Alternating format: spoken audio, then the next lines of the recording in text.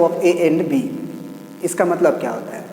इसका मतलब पहले ये देखो, पहले समझो कि एक हमको रेक्टेंगल बनाया जाता है, इसमें 24 बाई 15 का, ये हम मान लिए 24 और ये हम मान लिए आपका तुम्हारा 15, ठीक है।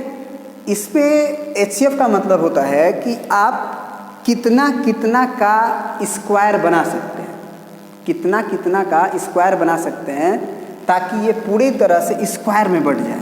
जैसे अभी एक रेक्टेंगल है, जैसे एक ऐसा लाइन खींचना है कि इक्वल इक्वल स्क्वायर में बढ़ जाए। जैसे ये सब स्क्वायर नज़र आ रहे हैं, ये सब इक्वल स्क्वायर नज़र आ रहे हैं, तो इसी तरह से इक्वल इक्वल स्क्वायर में बढ़ जाए। कभी हो सकता है कि कम हो जाए, कभी अधिक हो जाए।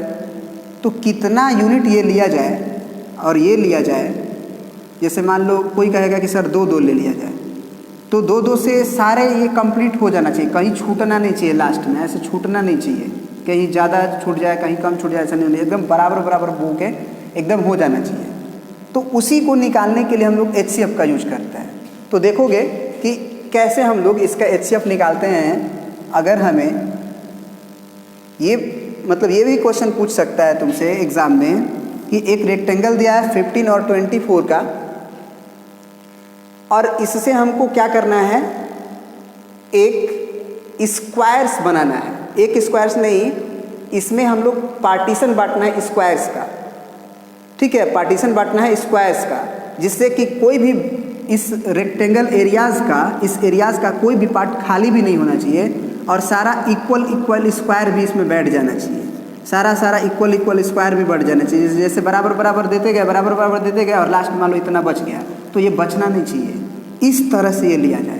तो कितना यूनिट का स्क्वायर लिया जाए? स्क्वायर में तो सारे लेंथ और ब्रेड बराबर होते हैं। मान लो 3 है तो 3, 4 हैं तो सब 4, अगर 2 हैं तो सब 2, तो कितना का लिया जाए, ठीक है। तो अब देखोगे ध्यान से, तुम्हें पता चलेगा इसका ज्योमेट्रिकली इंटरपोलेशन, ठीक है।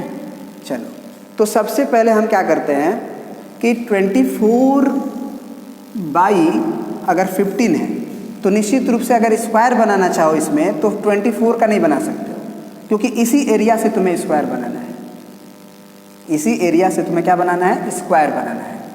तो 24 ज़्यादा है और 15 कम है, तो अब इस लेंथ को तो बढ़ा नहीं ना सकते हो। तो तुम क्या करो कि तुम 15 का स्क्वायर तो बना सकते हो। तो यहाँ से 15 लेंथ काट लो, 15 लेंथ क्या कर लो, काट लो। ये मान लो तुम 24 ले रहे हो, तो कितना बचेगा इधर? 9 बच जाएगा। तो मान लो ये तुम स्क्वायर काटे, कितना का? 15 का काटना है तुम्हें, ठीक है। तो ये ध्यान रहे कि ये 15 बाई 15 का हो गया स्क्वायर। तो ये कितना बचा? 9। एक्चुअली थोड़ा सा इसको छोटा कर देते हैं, क्योंकि 9 थोड़ा उससे कम होना चाहिए, है ना। 9 थोड़ा इससे कम होना चाहिए। चलिए, ये ले लिए, ये 9 बचा हमारा, ये 9 बचा, लेकिन ये अभी भी 15 रहेगा, ये अभी भी 15 रहेगा। तो ये तो स्क्वायर बना। अब ये स्क्वायर बन गया, तो इसमें हम लोग इक्वल इक्वल कर सकते हैं। कितना कितना का इक्वल करें, कितना भी हम सोचेंगे ले सकते हैं। 1 1 का, 2 2 का, 3 3 का, 4 4 का, जितना का, सॉरी सबका नहीं ले सकते। एक्चुअली देखना पड़ेगा कि 15 किसका किसका मल्टीप्लाई आ रहा है, 2 2 का सेम का प्रोडक्ट करके, वैसे देखना पड़ेगा। तो अब क्या करते हैं इसमें कि 9 है और अब हमारे 15 है, तो इसमें इक्वल इक्वल स्क्वायर किससे बना सकते हो? 15 से नहीं बना सकते, क्योंकि 15 ज़्यादा है, ये लेंथ ज़्यादा है, ये लेंथ कम है। तो हम 9 का बना सकते हैं। तो एक काम करते हैं कि 9 लेंथ ले लेते हैं हम यहाँ पे, ये 9, तो ये भी 9 रहा, ये भी 9 हो जाएगा, ये भी 9 हो जाएगा। तो अब ये 9 का स्क्वायर बन गया, फिर ये 9 का स्क्वायर बन गया। तो ये लेंथ कितना बचा? तो ये लेंथ पूरा 15 था, तो ये बता 6। अब देखो 6 ये हो गया और ये 9 हो गया, ये फिर रेक्टेंगल नज़र आ रहा है। ये तब तक काम करते रहेंगे जब तक कि दोनों का दोनों स्क्वायर न बन जाए। तो ये एक रेक्टेंगल नज़र आ रहा है। तो अब इसमें हम क्या करें कि अब 6 यूनिट का क्या बना सकते हैं? इस 6 यूनिट का हम क्या बना सकते हैं? स्क्वायर बना सकते हैं, क्योंकि अभी 9 है। तो यहाँ पे हम क्या करते हैं, एक लाइन ऐसे खींच देते हैं यहाँ पे, ठीक है। अब ये 6 हो गया, ये भी 6 हो गया, ये भी मान लो 6 हो गया, ये भी 6 हो गया। इस तरह से ये लिया गया है। तो फिर ये स्क्वायर बन गया हमारा, ये 9 बाई 9 का स्क्वायर है, ये 6 बाई 6 का स्क्वायर है। अब ये 6 बचा, और ये कितना बचा? ये देख लो कितना बचा। तो ये एक्चुअल में आपका 9 था टोटल, और 9 में से 6 ले लिए तो 3 बचा। अब 3 बचा, ये 6 बचा, तो अब जैसे ही तुम स्क्वायर बनाओगे 3 का, ये 3 लोगे, ये 3 लोगे, ये तो 3 है ही, तो अब जो है एकदम इक्वल हो जाएगा। जैसे ही इक्वल हुआ तो जितना से इक्वल हुआ अब कोई पार्टीशन नहीं बचा, वही तुम्हारा HCF कहलाता है। याद करो उसका HCF 3 आया था, 15 और 24 का, 15 और 24 का, तो यही वो आंसर है। अब इसका ज्योमेट्रिकल इंटरप्रिटेशन क्या होता है कि 3-3 यूनिट का अगर आप स्क्वायर बनाओगे, 3-3 यूनिट का अगर आप स्क्वायर बनाओगे तो एकदम complete square square square square अंदर नजर आएगा। मतलब एक फिगर ऐसा तुम्हें नजर आएगा जिसमें हर एक पार्ट स्क्वायर नजर आएगा 3 यूनिट का, और उससे 24 और 15 भी कवर्ड हो जाएगा। This is a geometrical interpretation of HCF of 24 and 15। वैसे यूक्लिड डिवीजन एल्गोरिथम से हम लोग HCF निकालने सीख चुके हैं, ठीक है ना। चलिए धन्यवाद। तो इसमें हम लोग क्या क्या सीखे, यूक्लिड डिवीजन एल्गोरिथम से 2 नंबर का HCF निकालना जो कि बनाना है उसी से। दूसरा HCF निकालने का एक और तरीका जिससे कि हाईएस्ट कॉमन दोनों का फैक्टर्स लिख के और हाईएस्ट कॉमन फैक्टर देख लिया जाए। और तीसरा देखिए जो बचपन से हम लोग कर रहे थे, तो यूक्लिड डिवीजन एल्गोरिथम का यूज करने के लिए हम लोग बचपन का नियम का ही यूज करके फटाफट बस वो यूक्लिड डिवीजन लेमा में जो मिडिल को किनारे किनारे का मल्टीप्लाई प्लस रिमाइंडर लिखते हैं उस प्रोसेस से लिखेंगे, ठीक है। और लास्ट में जब रिमाइंडर 0 आ जाएगा तो जो डिवाइज़र होगा जो यहाँ होगा, याद करो कि यहाँ के बाद जब 0 हो जाता था तो इसी नंबर वाला को ना तुम HCF बोलते थे, तो ये divisor is called HCF of the number, ठीक है। तीसरा सीखे हम लोग इसमें ज्योमेट्रिकली में क्या करना पड़ता था कि इसमें देखना पड़ता था कि जो स्क्वायर है वो कितना कितना का पॉसिबल हो सकता है। तो 15-15 का 1-1 स्क्वायर पॉसिबल हो सकता है। फिर 9 पार्ट में बटा, ये 9 ये 15, तो फिर देखा गया कि 15 ज़्यादा है तो 9 पार्ट में स्क्वायर बांटे, ठीक है।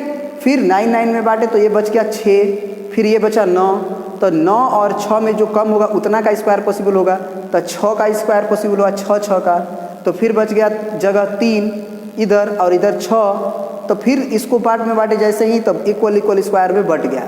तो ऐसे पार्टीशन जब तुम करते हुए आओगे 15 का, फिर उससे कम 9 का, फिर 6 का, फिर 3 का, तो एक समय में ऐसा आएगा जब एकदम इक्वल पार्टीशन का तुम्हारा बन जाएगा क्या, स्क्वायर। और वही स्क्वायर को अगर उतना यूनिट का तुम बनाना चाहोगे तो एकदम परफेक्ट स्क्वायर बनेगा। अब तुम कहते कि हम अंदाज से लेंगे सर, अंदाज से, तो अंदाज से लेते तो नहीं बनता, क्योंकि अंदाज तुम्हारा एग्जाम 3 आ जाए ये कोई ज़रूरी नहीं है। और इसमें बस 3 यूनिट का ही स्क्वायर पॉसिबल है। मतलब अगर ये बनाना चाहते हो तो 1 2 3 4 5 6 7 15 है ना, तो 3 5 15 पे ख़त्म होता है, क्योंकि 3 का 5 15, 1 2 3 4 5 यहीं पे ख़त्म हो जाता है, ये नहीं रहता तुम्हारा। 3 3 6 3 9 3 12 3 15, और इधर से 24 था ना, तब 24 था तो और आगे बढ़ना पड़ेगा ना तुम्हें। 24 तो 8 बार में, यानी कि 1 और 2 और ये 3, तो 1 2 3 4 5 6 7 8, 48 के 24 हुआ, ये बराबर बराबर। और नीचे हमको कितना बांटना पड़ता,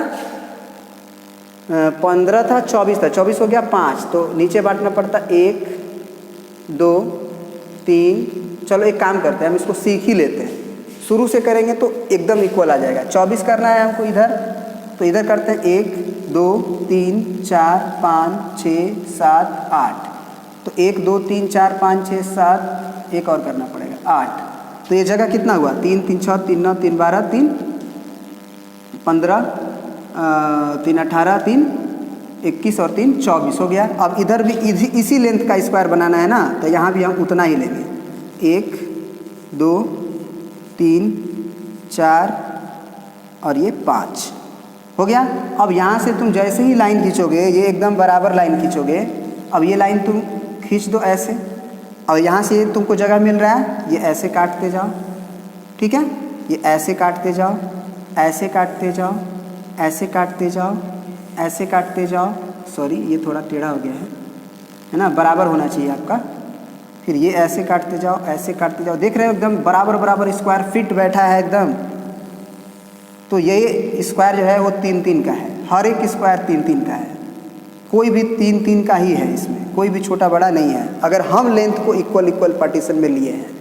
this is the meaning of geometrical meaning of HCF। I hope ये अब ज़्यादा समझा दिए इसमें। लेकिन होप कि आप सारी बातें समझ गए होंगे। चलिए अब नेक्स्ट क्लास में अब नेक्स्ट चीज़ पढ़ेंगे इसमें।